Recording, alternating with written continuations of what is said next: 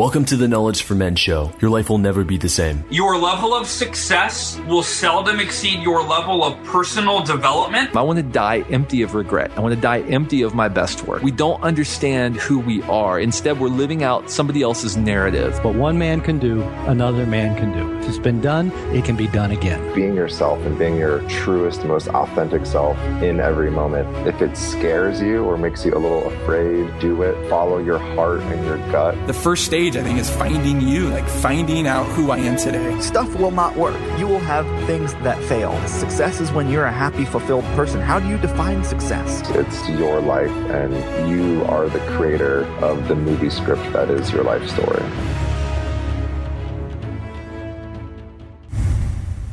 Hey guys, every Wednesday, I'm going to be hosting a live online event sharing my biggest lessons in an action-packed presentation designed to help you go from where you are now to where you want to be.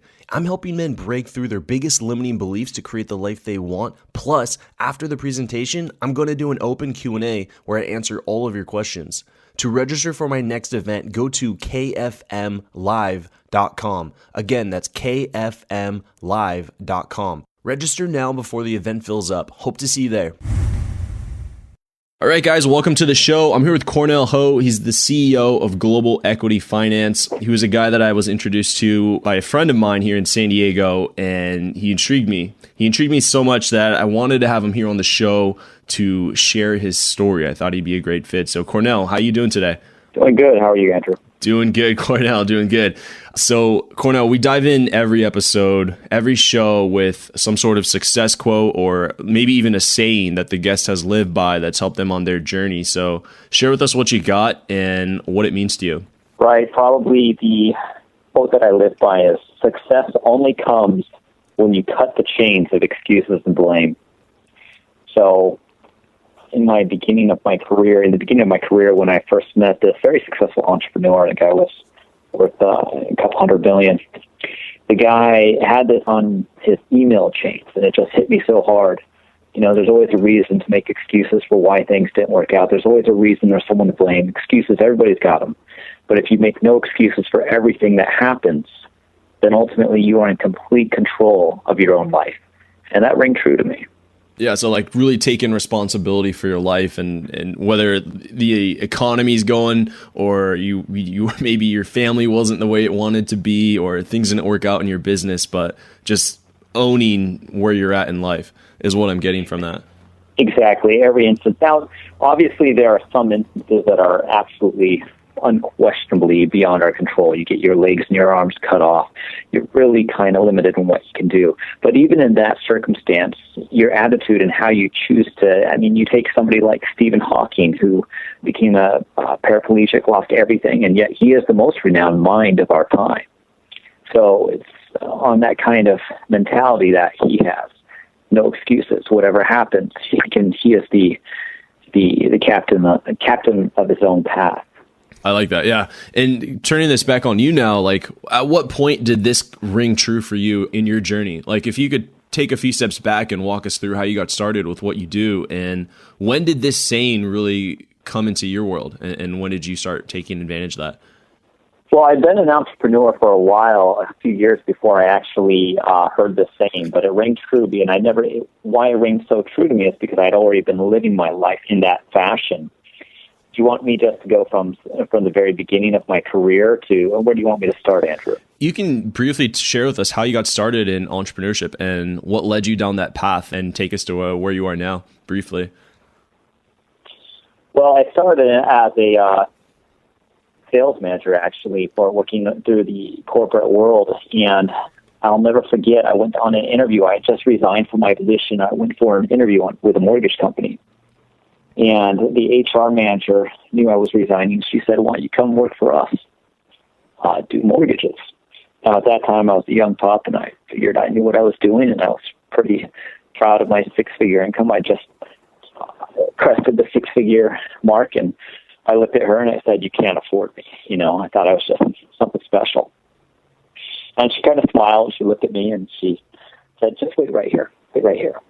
And I just sat there in her office, and a few minutes later, the top salesperson was walked into my office with her, and she said it was payday apparently, and She said, show Cornell your paycheck.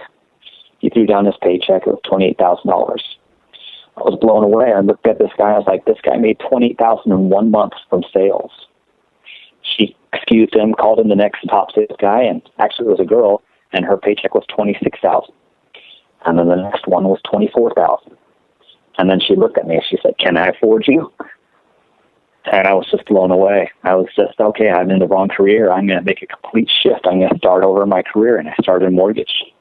And after about a year of working for them, and I became their top sales guy because I was driven. I worked hard throughout every single day. I had one purpose and one focus: to save enough money to start my own business. And once I did that, I opened up my business with a couple partners, Global Equity, and that was about a decade ago. Got it. And so when you first got into that sales position, just transferring into that new job role, and so there's a lot of guys doing really well and women doing well. Mm-hmm. Take us through, like, what were the things that you were doing? You said you were really focused, you were really committed, it was your number one purpose. Like, what were some of the things that you were doing in your life that led you to become that top producer at that company? You know what? There are some very important core principles that I followed that just made sense to me. First of all, I was mid-20s, I was 25, and first thing that was very important to me was never party Sunday night, Monday night, Tuesday night, Wednesday night, or Thursday night. Go to bed at 10 to 11 and be completely fresh and ready for the next work day. Friday night, Saturday night, go crazy. Do what you want. Party like a rock star. But come those other days, 100% rested for the next work day. That was religious to me. Because if you're not rested and you don't walk into the office completely fresh, you're wasting your whole day there. You're going to be tired, you're not going to be on your A game, and you're wasting your time, especially in sales where it's all mind game. Yeah. So that's one of the religious principles that I followed in my career. Second thing was time management. When I was in the office, the most important thing to me is that from the time of 8 to 5, the funny thing, and this is interesting, is there were about 100 salespeople in the office, right? And everybody got there about 7 a.m. and they worked till about 7 p.m. every night. They were really, really working hard, a lot of hours. I would roll in about 8 a.m. and I would leave at 5 p.m., which is contrary to typical thought process. Now, I'm not saying I worked a few hours. I also worked religiously Saturday and some Sundays when I was rested. But it was important to me that I didn't try to exhaust myself in all one day. But instead, from the time that I walked into the office till the time that I walked out, I was 100% focused, multitasking, throwing as many balls and juggling as many balls in the air as I could, and not getting distracted by the million different things that salespeople typically get distracted by. Talking with your neighbor, going down the hall, having the water cooler, getting caught up in the gossip. None of that mattered to me. The only thing that mattered to me, from the time I walked through the door to the time I left, was sell, close, make as much money as quickly as I can, and win. That was the only thing that mattered. And following that philosophy, it was funny because I had friends in the organization, and they'd always try to get me caught up in these email chains, to laugh and goof around. And I would always respond to them, hey, I don't have time. Between 8 and 5, don't bother me with that stuff. Unless it's work-related, don't bother me. Outside of that, let's have fun, let's have a good time. But I'm focused and I'm here for a purpose during 8 to 5. Yeah. So you're saying like a lot of people are in the office putting in maybe 12 hours a day, but it's not a full 12-hour workday. Like they're there physically 12 hours a day, but they're not actually getting work done. They're not actually moving that needle forward. Exactly. At the same time that they were there for 12 hours and I was there for 8 hours. And yet I was out producing them a 2-to-1 ratio just because during that time that I was there, I was working, I was focused. They were doing a million different things, doing everything. Occasionally they do some work, but most of the time they're busy doing things that they thought were work. And they figured just being in the office will work. That's not true. You're only fooling yourself there. Got it. And so I could just see the dedication. I could see the work. And even, we'll go into what you're doing now and how you departed and built your own company. But I'm just curious, like, what is your drive? Like, what really drives you to have that will to win? Even just in talking to you in person, I sense that from you. Like, what is behind that? It's interesting you ask, because one of the things that I do at my company is I make everybody take a test, they take several tests, but one of them tests the 5 characteristics that drive you. The name of this test escapes me right now, but It basically identifies the 5 characteristics that drive you in life, push you to achieve. And the things that drive me are, 1, competition. I love to compete, and that's a very important characteristic for me. 2, achievement. I love to achieve. Personal achievement for me is super important. 3 is focus. Focus is something that I really find is paramount to achieving the first 2. 4 is strategy. So setting up my workday correctly, setting up my plan correctly, and anticipating the pitfalls before they happen. That's another drive for me. So those are 4. I can't remember the 5th drive I have, but I'm sure it'll come to me. Got it. Growing up, was this something that you always wanted? Like just very competitive, wanting to be successful financially and in business? Yeah, I would say so. I would say when I was young, I always knew I was going to open up my own business. I always knew this was an end-all game for me, an end-all goal. I always knew that I don't want to be... This is the funny thing, is that a lot of people, they get caught up in they don't want to take the risk, right? But the problem is if you don't take the risk, then there's no payoff. Yeah. You want to go the road that everybody else goes, then you can't win. And if you do take the risk, sometimes it doesn't pay off. Sometimes you fall on your face. But the good news is you can get right back up and try again until you do succeed. We can talk about that, when I fell on my face, but different times I felt. Right? Yeah. So here you are, top producer at this company. And at what point did you feel like, I could do this on my own? Like, instead of getting just a piece of these commissions here, like I could be getting the full pie here. Like, at what point did you feel ready to start and take that leap? I'd love to sit here and tell you that it was all my decision and all I wanted to do was just go out and do it. I did not plan on doing this on my own this soon. It kind of thrust upon me, so to speak. I was at this company. I was their top producer. And I wanted to move up the chain. I wanted to get promoted. I knew I was done. I was bored. I had achieved everything I could achieve in that role. I wanted to move on to a new role. So I told my boss, hey, either you got to promote me or I got to go find a new passion because I'm feeling stale. I'm feeling like I'm not growing. Turns out my boss at that time tried to sabotage me, told the CEO that I wouldn't make a good leader. So the CEO decided not to promote me. In turn, I decided to leave the company. And when I left the company, it was then that I decided, okay, well, I'll go into business for myself. So that was it. And did you have business that you took with you, or were you starting from the bottom when you started your business? Absolutely no business that I took with me. I started with nothing. Yeah. The only thing I had was a chunk of money that I had been saving my whole life, my whole career up to this point, with the intention that I was going to eventually use it to start my own business. Yeah. Obviously the business has grown. It's a successful business now. Like, what was it like starting that business with just, on your own, and you're really relying on your own personal savings for this venture here? Right. I brought on 2 partners, and it was 75% of the capital I invested into it. My other partners invested 25%. And it was tough. It was a lot of trial and error, and there's a lot of things that, sometimes I look back at my business school and I think, gosh, there's so many things they could have taught us that they did, and so many things they left out about being in business.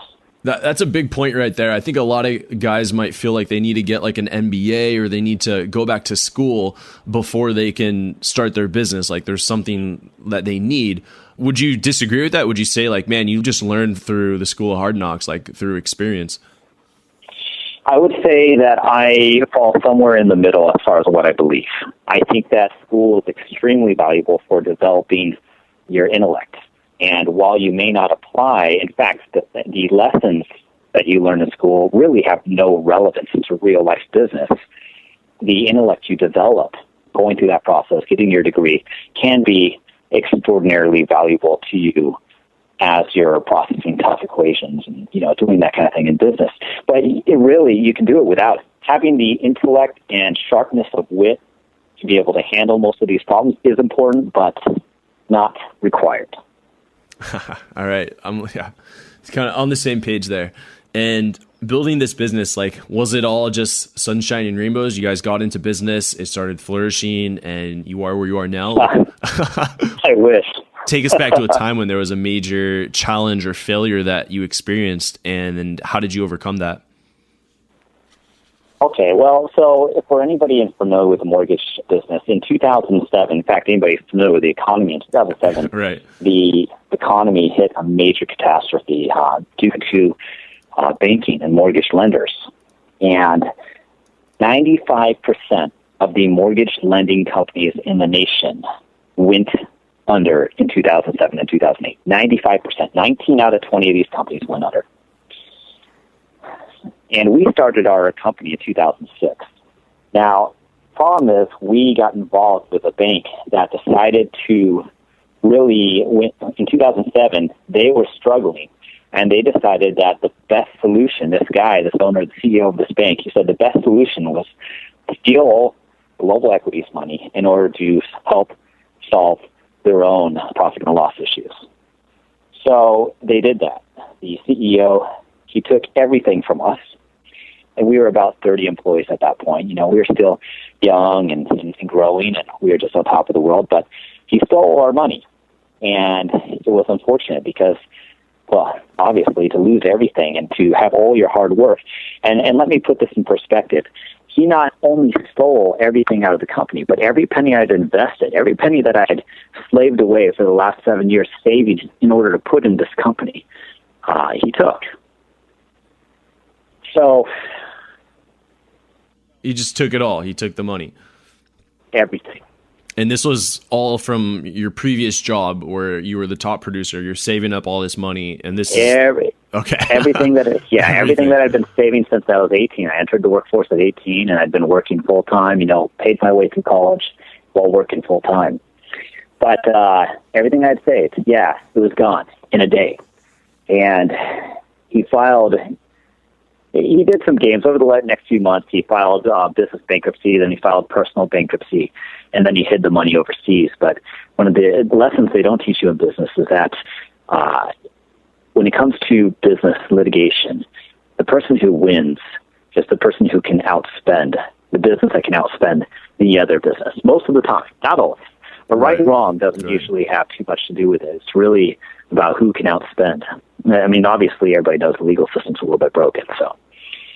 But anyway, so our money disappears, and my employees have yet to be paid, and this includes commissions for our salespeople. Everything disappears. So with what little money we had left, we paid out all our employees, and I had to let all of them go, except for 2. And one of my partners, he threw in the towel. He said, "Cornell, I can't do this anymore. It's too stressful. I can't sleep at night. My hair's falling out." You know, it was stressful. I mean, to lose everything.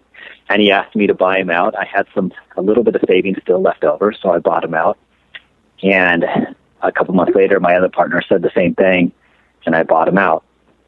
And at that point, we moved down to San Diego, and we reopened with 3 employees. So myself and 2 employees, and this was just we were just rebuilding the company, working out of a garage, living room actually, but I mean the same thing, garage, living room.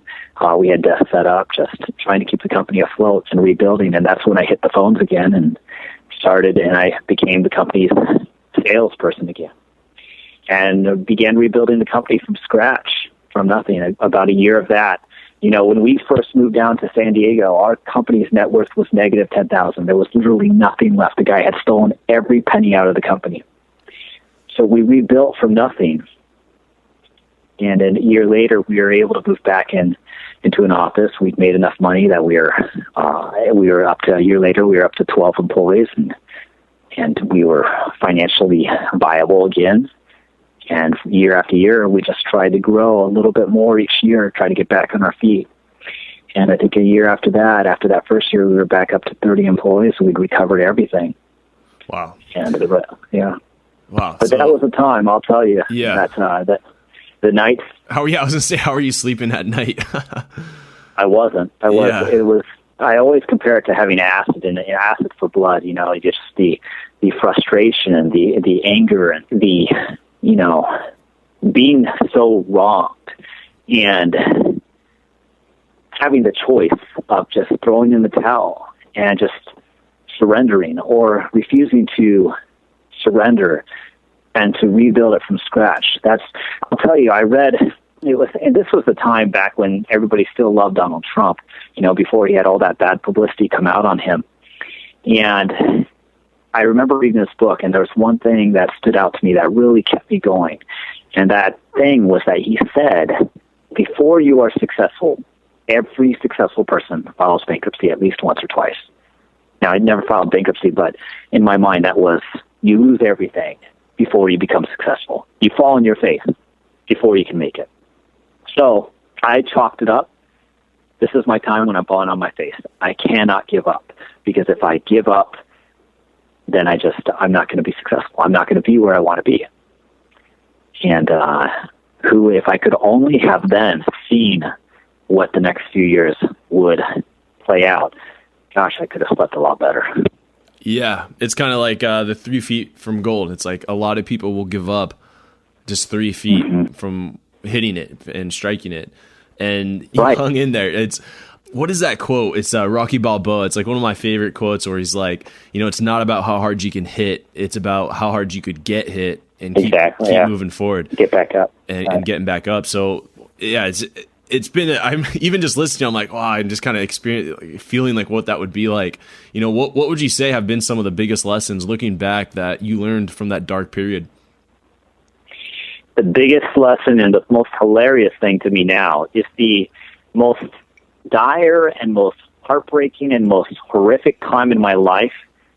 This time was actually an incredible blessing, because I ended up becoming 100% owner of my company as a result of this guy screwing me over.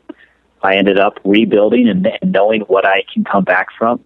I mean, I look back and I should never have had a bad night's sleep. I should have been realized if I had only recognized that these trials and tribulations are what shape you. And so nowadays, whenever I go through something that stresses me out or is really a trial, and I start to think, oh gosh, this is just such a big deal, I always revert back to thinking about situations, because that's not the only one, but situations like that one would be the biggest one, and thinking what I thought was a trial and what I thought was a tribulation and what I thought I could never bounce back from actually was the largest blessing my life has ever seen.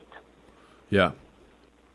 So those challenges that happen to you in life, like just even for anyone who's going through a challenge right now listening, it's like sometimes that is exactly the challenge that you need in order to become like a stronger version of yourself.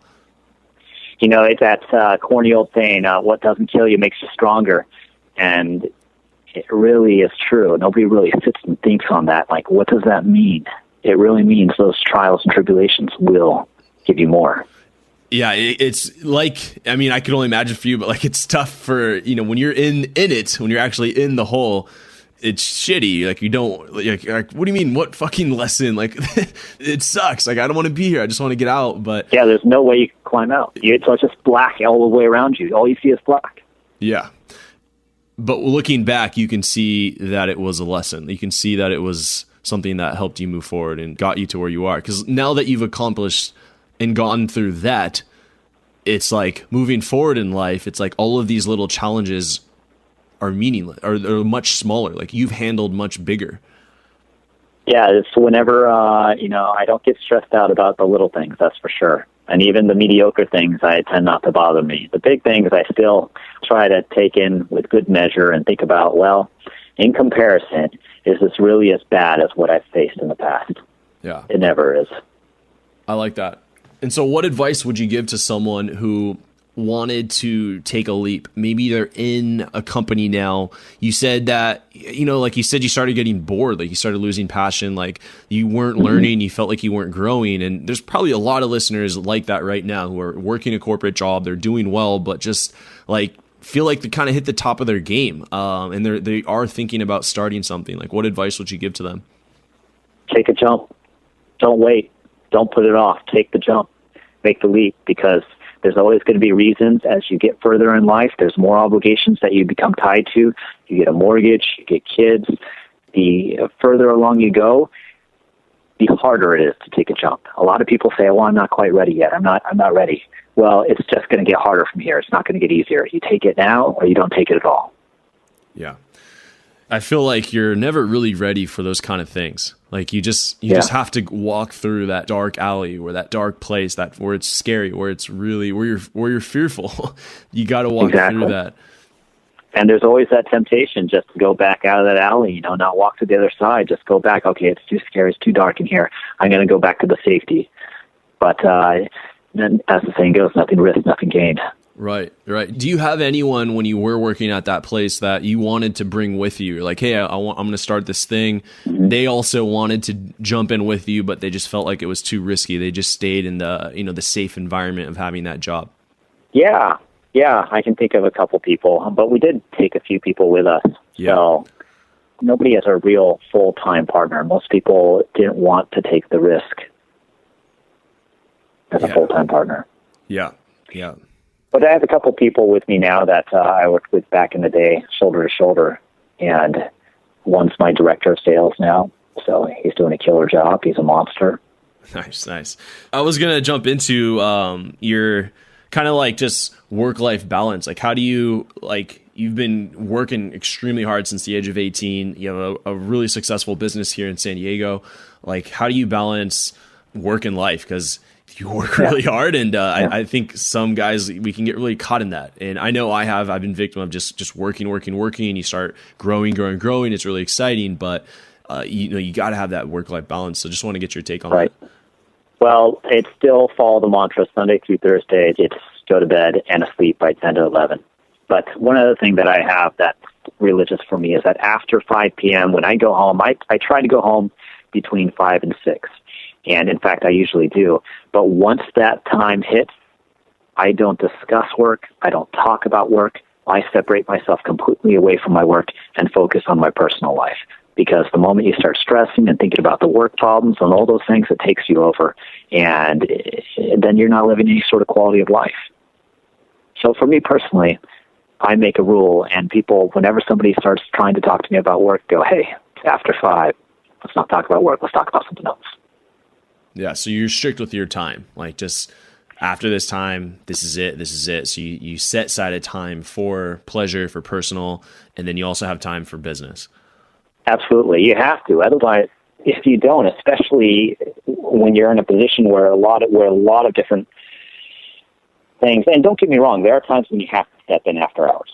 But when you're in a position in charge of a lot of people or in a leadership role, there's always something pressing happening. And the further up you are in the chain, the more pressing things are always happening. And if you don't make that separation and say, okay, past this time, I'm not available, this is not for work, well, then you get caught up and your life becomes only about work, at least in my opinion. And I think, while that is a recipe for success, financially, it's not a recipe for a healthy lifestyle. Right.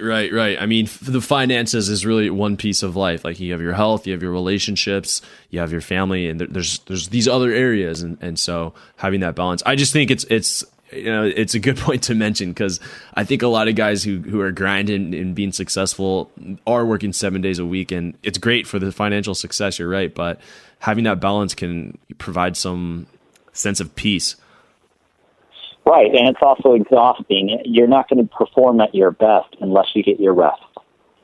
So it's actually counterintuitive. Like, it goes back to those guys that I work shoulder to shoulder with who would put in 12-hour days. But were they actually getting some rest?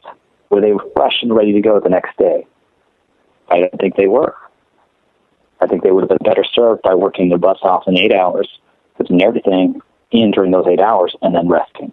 Yeah, I'm noticing a lot of detail here. This has been really good. I'm enjoying the interview so far. Let's take it a little bit deeper and go into the knowledge round. So just going to ask you some rapid fire questions here. Okay.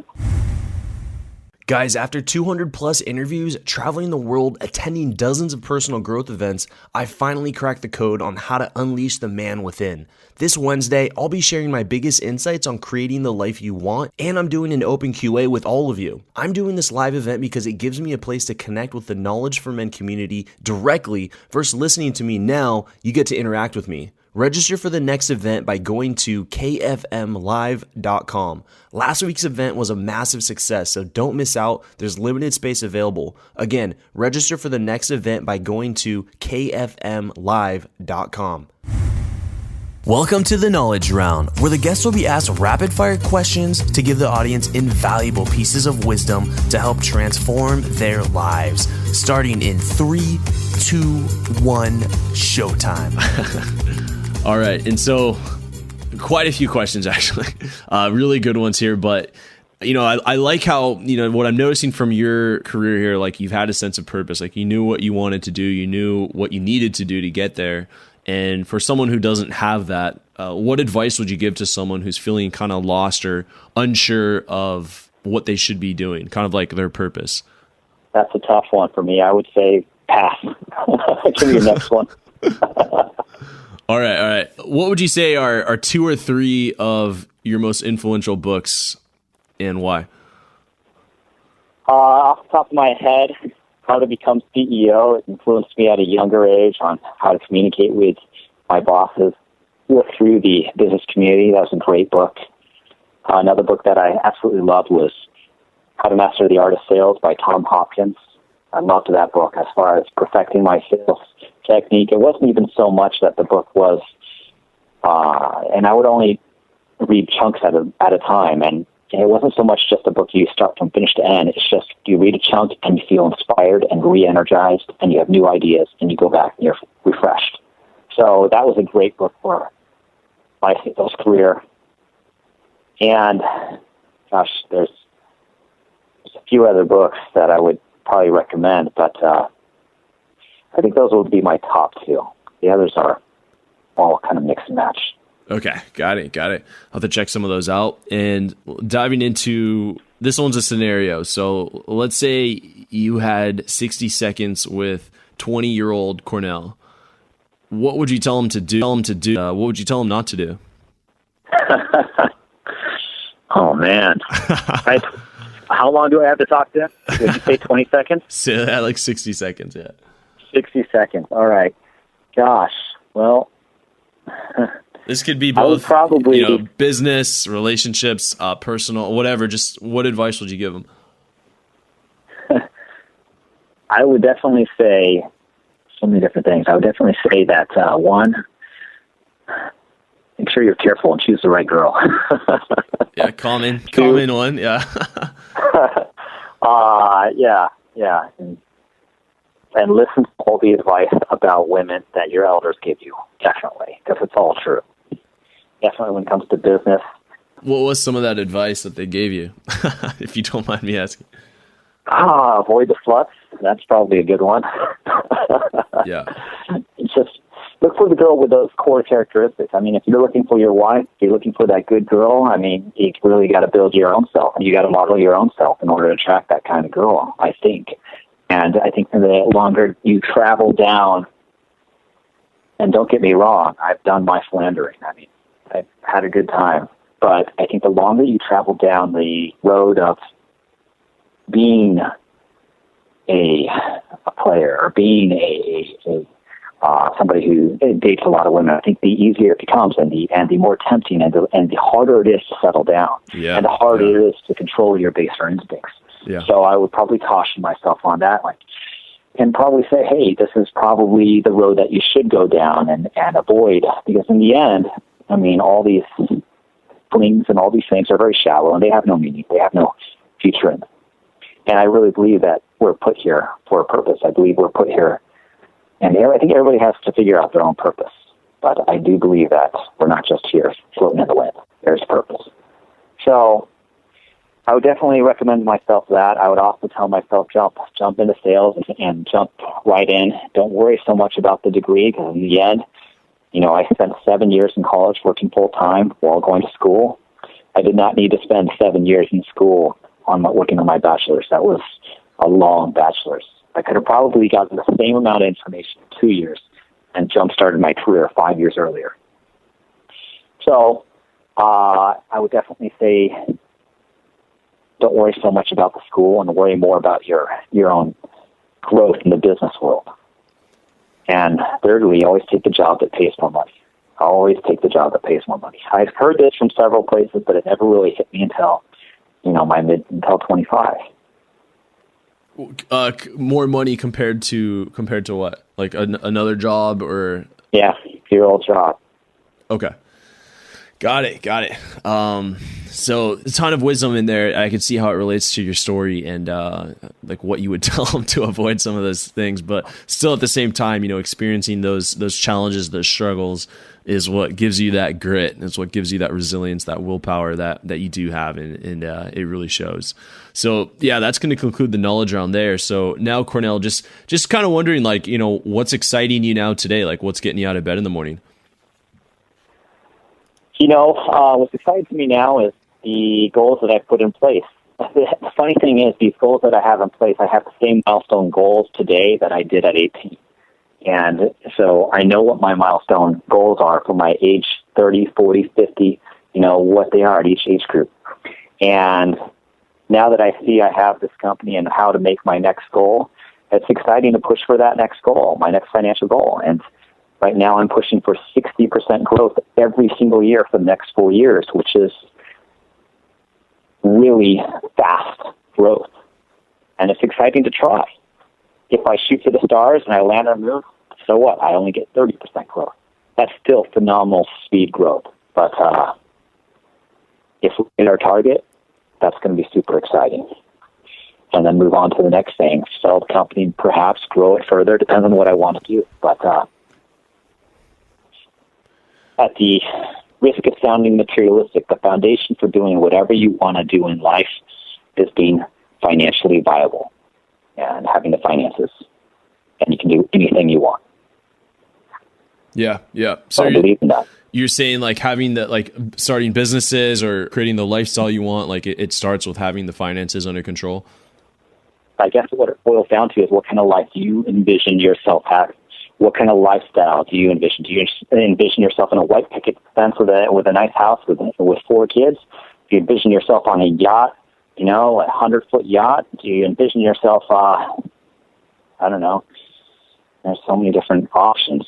But once you know what you want to be, then it's just a matter of coming up with that strategy. How are you going to get there and pursuing it? And right now, this is a very exciting time in my life because I'm envisioning the next step, and I know how I'm going to get there, and it's just a matter of creating it.